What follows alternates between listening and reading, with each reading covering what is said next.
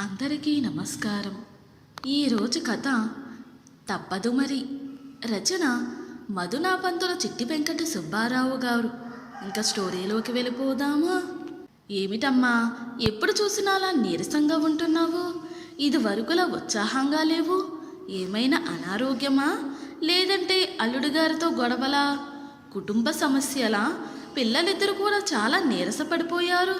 ఏమిటో చెప్పు అంటూ పార్వతమ్మ పండక్కి వచ్చిన కూతురు సుజాత పక్కలో పడుకుని ఏడుస్తూ అడిగింది. ఏమీ లేదమ్మా, మామూలే అని అంది సుజాత. పార్వతమ్మ అందుకు ఒప్పుకోలేదు.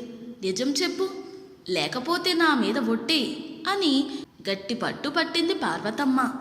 నేను ఆ ఇంట్లో ఎవరికీ న్యాయం చేయలేకపోతున్నానమ్మా. ఉదయం లేచిన దగ్గర నుంచి హడావిడిగా అన్ని పనులు చేసి పెట్టినా ఎప్పుడు ఆఫీస్కి ఆలస్యంగానే వెళ్ళవలసి వస్తుంది. రోజు మేనేజర్ గారి చివాట్లు తినవలసి వస్తుంది. ఉదయం లేచి అందరికీ కాఫీలు ఇచ్చి టిఫిను వంట తయారు చేసి బాక్సులు సర్దుకుని అత్తయ్య గారికి మామయ్య గారికి టేబుల్ మీద సర్ది పిల్లల్ని డే కేర్లో వదిలేసి ఆఫీస్కి బస్సు ఎక్కి వెళ్ళేటప్పటికి ఎప్పుడూ 20 నిమిషాలు లేట్ అవుతుంది. ఇంట్లో ఎవరు ఇక్కడ పుల్ల అక్కడ పెట్టరు. దానికి తోడు అత్తయ్య గారు మామయ్య గారు పెద్దవాళ్ళు అయిపోయి ఉన్నారు. అత్తయ్య గారికి నేను ఉద్యోగం చేయడం ఇష్టం లేదనుకుంటాను. చీటికి మాటికి ఏదో వంక పెట్టి సాధిస్తూనే ఉంటారు. ఆయన ఎంతసేపు ఆ రియల్ ఎస్టేట్ వ్యాపారం అంటూ తిరుగుతాడు కానీ అతనికి ఒక టైం ఉండదు. కస్టమర్ ఎప్పుడు పిలిస్తే అప్పుడు వెళ్ళాలి. ఇప్పుడు భాగ్యనగరంలో రియల్ ఎస్టేట్ వ్యాపారం బాగుందని ఉన్న ఉద్యోగానికి రాజీనామా చేసి ఈ వ్యాపారంలో దిగాడు మా ఆయన. ఎప్పుడూ టెన్షన్. అర్ధరాత్రికో అపరాత్రికో ఇంటికి చేరుతాడు. దానికి తోడు మా బ్యాంకులో ఆడిటింగ్ అని ఇన్స్పెక్షన్లని ఎప్పుడూ లేట్ అవుతూనే ఉంటుంది. పిల్లలు డే కేర్ నుంచి వచ్చి వీధిలో ఆడుకుంటూ ఉంటారు. పాపం నేను వెళ్ళే వరకు మంచినీళ్ళు ఇచ్చే దిక్కు లేదు. వాళ్ళ బాగోగులు ఎవరూ చూడరు. పిల్లలకు ఒంట్లో బాగా లేకపోతే ఖచ్చితంగా సెలవు పెట్టుకోవాలి, తప్పితే వేరే ఆధారం లేదు. నేను ఇంటికి వచ్చిన తర్వాత మళ్ళీ ఇంటి పని అంతా నేనే చేసుకోవాలి. పని మనిషి మధ్యలో వచ్చి వెళ్ళిపోతుంది. అక్కడున్న గిన్నెలు తోమేసి ఇల్లు ఊడ్చి వెళ్ళిపోతుంది. మళ్ళీ నేను వంటిల్లు పనంతా పూర్తి చేసుకుని మామయ్య గారికి అత్తయ్య గారికి భోజనాలు పెట్టి మేము భోజనాలు తిని పడుకునేసరికి ఆయన వస్తారు. మళ్ళీ ఆయన పనులు మామూలే. ఇవన్నీ అయ్యేటప్పటికి ప్రతిరోజు లేట్ అయిపోతుంది. ఉదయం లేటుగా లేస్తే పనులు అవ్వడం లేదు. ఇలా ఉంది నా పరిస్థితి. దానికి తోడు నాకు చికాకు పెరిగి గట్టిగా అరిస్తే మా ఇద్దరికి దెబ్బలాటలు కూడా జరిగాయి. ఇంకా ఆదివారం వస్తే బట్టల పని. రోజంతా దాంతోటే సరిపోతుంది. అసలు రెస్ట్ ఉండట్లేదు. ఇక పండుగలు వస్తే నేను చెప్పనక్కర్లేదు. ఇంటి శుభ్రత విషయంలో నేను సరైన శ్రద్ధ తీసుకోలేకపోతున్నాను. మొన్న ఎవరో ఈయనకు తెలుసున్న ఫ్రెండ్ ఒక ఆయన వచ్చారు. ఆయన గూట్లో ఉన్న బొమ్మలను చూస్తూ ఒక బొమ్మ చేత్తో పట్టుకుని చూస్తూ వెంటనే వాష్ బేసిన్ ఎక్కడా అండి అని అడిగాడు. ఇంతకీ చేదిండా దుమ్ము, నాకు చాలా సిగ్గేసింది అంటూ ఏడుస్తూ చెప్పిన సుజాత మాటలు విని పార్వతమ్మ ఆలోచనలో పడింది. ఎక్కడ చూసినా ఉద్యోగస్తురాలు అయినా ఆడదాని జీవితం ఇలాగే ఉంది. అష్ట కష్టాలు పడుతుంది. ఆడపిల్ల మన ఇంటి దగ్గర ఉన్నంతకాలం సుఖంగా ఉంటుంది. కానీ ఒకసారి పెళ్లి చేసి పంపించిన తర్వాత ఉద్యోగం చేసే స్త్రీ పరిస్థితి ఇలాగే ఉంది. అటు ఇంటి పని, ఇటు ఉద్యోగం. భార్యగా తన బాధ్యత అన్నిటికీ న్యాయం చేయలేకపోతుంది. ఇంత చిన్న వయసులో ఉన్న పిల్లలకి తల్లి అవసరం చాలా ఉంది. లేదంటే వాళ్ళ మానసిక ఆరోగ్యము శారీరక ఆరోగ్యం కూడా దెబ్బతినే ప్రమాదం ఉంది. ఆ వయసులోని స్త్రీలకు కుటుంబ బాధ్యతతో పాటు పిల్లల బాధ్యత చూసుకోవాల్సిన అవసరం ఎంతైనా ఉంది. ఇది మగవాడు చేయగలిగిన పని కాదు. ఈ రోజుల్లో స్త్రీ శుభ్రంగా చదువుకుని ఉద్యోగం చేస్తూ సంపాదిస్తుందని మనం సంతోషిస్తున్నాము. కానీ దాని వెనుక ఉన్న కష్టం నష్టం చాలామందికి తెలియడం లేదు. అలసిపోయి ఇంటికి వచ్చిన స్త్రీ భర్తకు న్యాయం చేయలేకపోతే సంసార సమస్యలు ఉత్పన్నమవుతున్నాయి. ఎవరైనా అన్ని పనులకు న్యాయం చేయలేరు.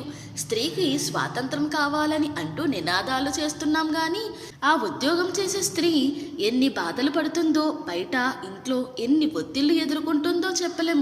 మరి ఎందుకమ్మా ఉద్యోగం మానేయచ్చు కదా అంటే అందరి దగ్గర నుంచి ఒకటే సమాధానం, మా ఆయనకు సహాయంగా ఉండాలని అంటారు. పూర్వకాలంలో మగవాడు మాత్రమే సంపాదించాడు. ఉద్యోగం చేసే స్త్రీలు చాలా తక్కువగా ఉండేవారు. ఇప్పుడు ఆడపిల్లలందరికీ ఇదే సమస్య. అలసిపోయి ఇంటికి వచ్చిన ఒక స్త్రీకి కప్పు కాఫీ ఇచ్చే దిక్కు ఉండదు. ఆ కాలపు స్త్రీలకి ఉన్న శక్తి సామర్థ్యాలు వేరు. ఇప్పుడు స్త్రీలకు శారీరక బలం తక్కువ. ఇదివరకు మగవాడు ఒక సంపాదనతోటి కాలం గడిపేవారు. ఇప్పుడు అన్ని కోరికలు పెరిగాయి. దానికి తోడు ఖర్చులు కూడా అలాగే ఉన్నాయి. సొంత ఇల్లు, సొంత కారు, ఫర్నిచరు, టూర్లు ఇలాంటి కోరికలు తీరాలంటే ఇద్దరు ఉద్యోగాలు చేయాలి. ఏది ఏమైనా బరువంతా ఆడదాని మీద పడుతుంది. మగవాడు ఎంత పని చేసినా ఆడదానిలా చేయలేడు. చాలామందికి అసలు కాఫీ పెట్టుకోవడం కూడా చేత కాదు. అందుకుని చాలామంది పెళ్లి వద్దు, పిల్లలు వద్దు అంటే ఆడపిల్లలు పెళ్లి చేసుకోవడానికి ఇష్టపడట్లేదు అని ఆలోచిస్తూ పార్వతమ్మ భర్త రాగానే ఈ విషయం చెప్పింది.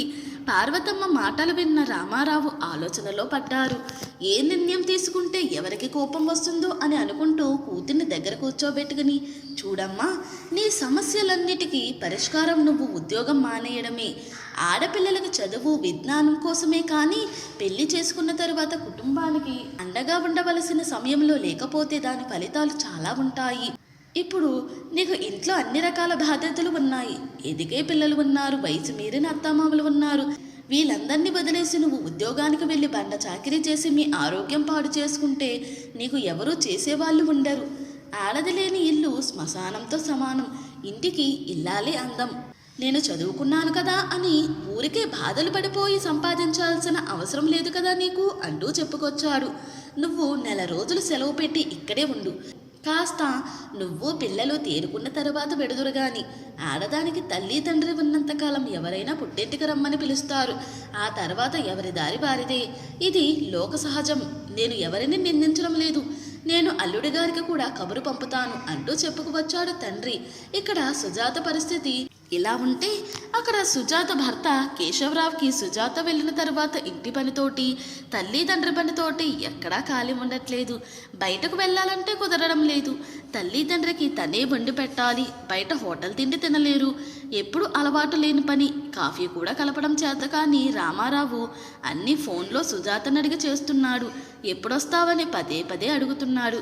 సుజాత ఏమీ సమాధానం చెప్పలేదు.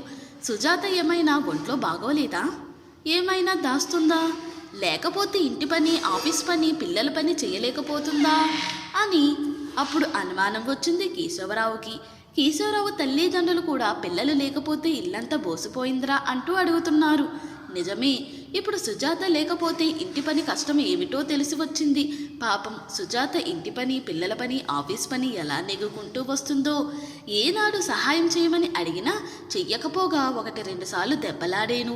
మామయ్య గారు నిన్న ఫోన్ చేసినప్పుడు పిల్లలు సుజాత చాలా నీరసంగా ఉన్నారని చెప్పారు. అంటే పిల్లలు భార్య అంత నీరసంగా ఉంటే నువ్వు ఏం చేస్తున్నావు అని అడిగినట్లు అనిపించింది. ఏదో ఇంట్లో నడిచిపోతుంది కదా అని అనుకుంటాం కానీ సుజాత అంత నీరసంగా ఉందని ఎప్పుడూ గమనించుకోలేదు. ఎప్పుడూ వ్యాపారంలో పడి భార్యను పట్టించుకోలేదు. ఎప్పుడొస్తున్నావు అని ఫోన్ చేసినప్పుడు అడిగితే 1 నెల రోజుల పాటు రెస్ట్ తీసుకుంటానండి అంటూ చెప్పింది సుజాత. అలాగే ఉద్యోగం మానేసి ఇంటి పట్టున ఉండాలని నిర్ణయించుకున్నానని చెప్పింది. ఇది నిజమేనా? నన్ను ఆట పట్టించడానికి ఆ మాట అంటుందో ఏమో అనుకుంటూ ఇప్పుడు ఏం చెయ్యాలి? ఒకవేళ సుజాత ఉద్యోగం మానేస్తే ఎలాగా? ఇంతవరకు సుజాత జీతంతోటి ఇంటి ఖర్చులన్నీ వెళ్ళిపోతున్నాయి. నిలకడలేని ఆదాయంతో కుటుంబాన్ని ఎలా నెట్టుకురాగలను అనుకుంటూ మదన పడుతూ ఉండగా కేశవరావు తల్లిదండ్రి కూడలి ఎప్పుడొస్తుందంటూ ప్రశ్న మీద ప్రశ్నలు కురిపించారు. సుజాతకి ఆరోగ్యం బాగాలేదంటూ సమాధానం చెప్పాడు గాని ఎప్పుడొస్తుందో తెలియదు అని చెప్పాడు. తమ్ముడు దగ్గరికి కొద్ది రోజులు ఉండి వస్తామని చెప్పి కేశవరావు తల్లిదండ్రులు వెళ్ళిపోయారు. ఈ నిర్ణయానికి కేశవరావు మౌనంగా ఉండిపోయారు. తల్లిదండ్రులు ఎందుకు వెళ్ళిపోయారు? వాళ్ళకి ఇక్కడ సౌకర్యంగా లేదు, నేను పెట్టే తిండి తినలేకపోతున్నారు అని అనుకున్నాడు. ఇందులో ఎవరినీ తప్పు పట్టలేము. ఎవరి పరిస్థితిని బట్టి వాళ్ళు ఈ లోకంలో నడుచుకోవాల్సింది. ఆ ఒక్క మనిషి ఇంట్లో లేకపోతే రోజు ఇన్ని సమస్యలు. ఆమెకు పొద్దుపడిస్తే బ్రతుకంతా రణరంగమే. కళ్ళు తెరిచి పద్మవ్యూహంలో జొరపడి వీరంగం చెయ్యడమే ఆమె విధి నిర్వహణ. బరువులు బాధ్యతలు తెచ్చిపెట్టుకున్న బంధాలు, విధాత రాసిన కర్మలు ఏ ఒక్కటి ఊపిరి పీల్చుకోనివ్వవు. ఒక్క క్షణం అందరూ పల్లకి ఎక్కి కూర్చుని బోయలు ఎవరంటే భుజాలు తడుపుకుంటారు. జరిగిన తప్పులకు జవాబుదారిని చేస్తారు. ఉరిమే చూపులతో ప్రశ్నిస్తారు.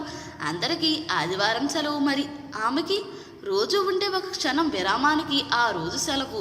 ఎన్నెన్నో ప్రణాళికలు, ఎన్నెన్నో పూజలు, కనిపించని దేవుళ్ళు అందరికీ మొక్కులు. ఆమె కోరిక ఒక్కటే, ఆ కుటుంబ క్షేమం. పూర్వకాలంలో ఉండే మనుషులు చాలా బలంగా ఉండేవారు. పైగా ఉమ్మడి కుటుంబాలలో అందరూ కలిసిమెలిసి పని చేసుకోవడం వలన ఎవరికీ పెద్దగా శ్రమ అనిపించేది కాదు. ఆ రోజుల్లో పెద్ద పెద్ద సంసారాలు అయినా గృహిణి ఎప్పుడూ చలాకీగా పనులు చేసుకుంటూ ఉండేది.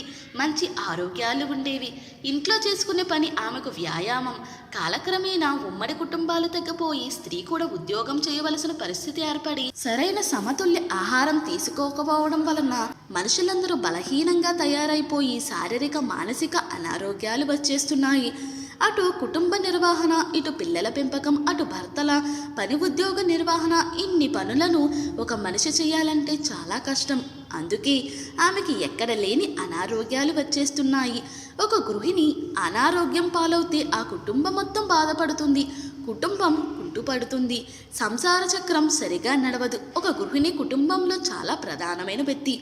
ఆమె మీద కుటుంబం యొక్క ఆర్థిక, మానసిక, శారీరక ఆరోగ్యాలు ఆధారపడి ఉన్నాయి అంటూ టీవీలో వచ్చిన ప్రవచనం విని కళ్ళు చెమర్చాయి కేశవరావుకి. వెంటనే ఒక స్థిర నిర్ణయానికి వచ్చాడు. మరునాడు ఉదయమే కేశవరావు అత్తవారింటికి వెళ్ళి సుజాతని, పిల్లల్ని తీసుకుని ఇంటికి వచ్చేటప్పటికి రాత్రి 8 గంటలైంది. రాగానే ఇల్లంతా ఒకసారి చూసుకుని అత్తయ్య, మామయ్య ఏరి అని అడిగింది సుజాత. తమ్ముడి దగ్గరికి వెళ్ళారు అంటూ సమాధానమిచ్చాడు కేశవరావు. ఇల్లంతా చాలా నీటిగా సర్దేసి ఉంది. గూట్లోని బొమ్మలు అన్నీ మెరిసిపోతున్నాయి. ఈ పనులన్నీ ఎవరు చేశారు? భర్త ఏమీ చెప్పలేదే, ఉద్యోగ విషయం కూడా ఏమీ మాట్లాడలేదు అనుకుంటూ ఆ రాత్రి అలాగే పడుకుంది. ఉదయం 5 గంటలకి కాలింగ్ బెల్ మ్రోగడంతో మెలకు వచ్చింది. ఎవరబ్బా ఇంత పొద్దున్నే అనుకుంటూ తలుపు తీస్తే ఎదురుగుండా ఒక స్త్రీ నిలబడి ఉంది. నమస్కారం అమ్మా, నా పేరు రామలక్ష్మి. ఇంట్లో వంట పనికి, ఇంటి పనికి, పిల్లలను చూసుకోవడానికి అయ్యగారు పెట్టారు అంటూ గబగబా వంటింట్లోకి వెళ్ళింది. ఒక్కసారిగా సుజాత మనసు పొంగిపోయింది. అంటే భర్త తన గురించి ఆలోచించాడన్నమాట అనుకుని ఇంకా నిద్ర వస్తుండడంతో అలా పక్క మీదకు వాలిపోయింది. లేచేటప్పటికి ఉదయం 8 గంటలయ్యింది. అలాగే బ్రష్ చేసుకుని స్నానం చేసి టిఫిన్ తినేసి బాక్స్ పెట్టుకుని ఆఫీస్కి వెళ్ళిపోయింది. ఇంటికి వచ్చేటప్పటికి అన్ని టేబుల్ మీద రెడీగా ఉన్నాయి. పిల్లలు స్నానం చేసి హాయిగా ఆడుకుంటున్నారు. అమ్మయ్య, ఇన్నాళ్ళకి కాస్త రిలీఫ్ దొరికింది అనుకుంటూ ఊరికి వెళ్ళి అత్తగారిని, మామగారిని తీసుకొచ్చేసింది. ఇలా ఒక నెల రోజులు గడిచింది. నెలాఖరికి ఆ రామలక్ష్మికి భర్త ఇస్తున్న జీతం చూసి ఆశ్చర్యంగా తల పట్టుకుని కూర్చుంది. సుజాత సంపాదనలు సగభాగం రామలక్ష్మి జీతం. ఇంత అనవసరం ఖర్చు, పైగా సరుకులు కూడా పొదుపుగా వాడడం లేదు. ఇష్టం వచ్చినట్లు నూనె పోసి వండేస్తుంది. రుచి అంతంత మాత్రమే అని అనుకుని ఆ మరనాడు రామలక్ష్మికి బూస్టింగ్. సుజాత మళ్ళీ యథాస్థానంలో. ఎందుకంటే ఆమె బాధ్యత గల గృహిణి. ఎన్ని బాధలు ఉన్నా ఆమె కుటుంబం కోసం భరిస్తుంది. కుటుంబం కోసమే ఆలోచిస్తుంది. తరతరాలుగా మన స్త్రీలందరూ ఇలాగే ఉన్నారు. డబ్బు ఖర్చు పెట్టడం కాదు, మన బాధ్యత ఏమిటో మగవాళ్ళు కూడా ఆలోచించాలి. కాలం మారింది. ఒకప్పుడు మగవాళ్ళు సంపాదించాలి, ఆడవాళ్ళు ఇంటి బాధ్యత చూసుకోవాలనేది ఉండేది. ఇప్పుడు ఆడవాళ్ళు కూడా ఉద్యోగాలు చేస్తున్నారు. మన్నాడు కేశవరావు సుజాతతో పాటు లేచి స్నానం చేసి వంటింట్లోకి వచ్చాడు. భర్తలోని ఈ మార్పుకు ఆశ్చర్యపడింది సుజాత. తప్పదు మరి. ఇంతటితో ఈ స్టోరీ ముగిసింది. ఈ స్టోరీ కనుక మీకు నచ్చినట్లయితే మరియు నా ఎక్స్ప్లెనేషన్ కనుక మీకు నచ్చినట్లయితే ప్లీజ్ లైక్, షేర్, సబ్స్క్రైబ్.